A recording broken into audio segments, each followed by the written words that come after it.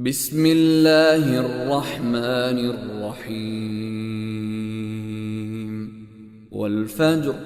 وليال عشر والشفع والوتر والليل إذا يسر هل في ذلك قسم لذي حجر ألم تر كيف فعل ربك بعاد إرم ذات العماد التي لم يخلق مثلها في البلاد وثمود الذين جابوا الصخر بالواد وفرعون ذي الأوتاد الذين طغوا في البلاد فأكثروا فيها الفساد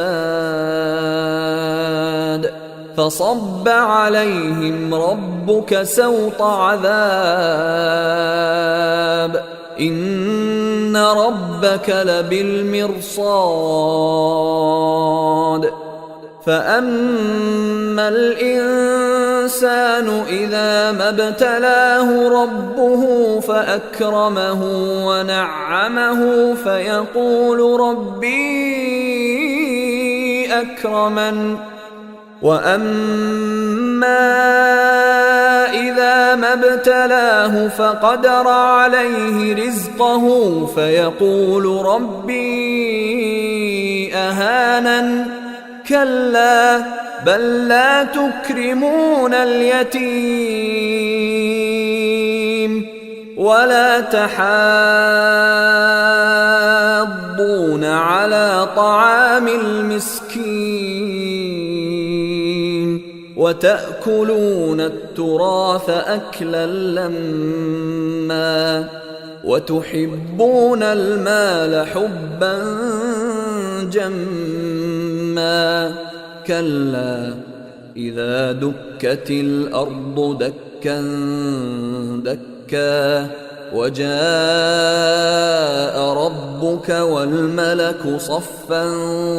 صفا وجيء يومئذ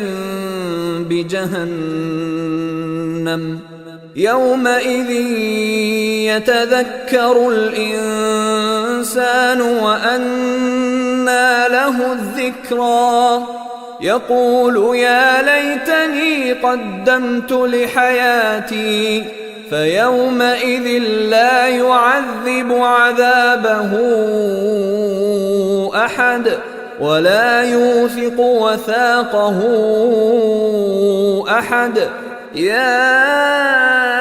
أيتها النفس المطمئنة ارجعي إلى ربك راضية مرضية فادخلي في عبادي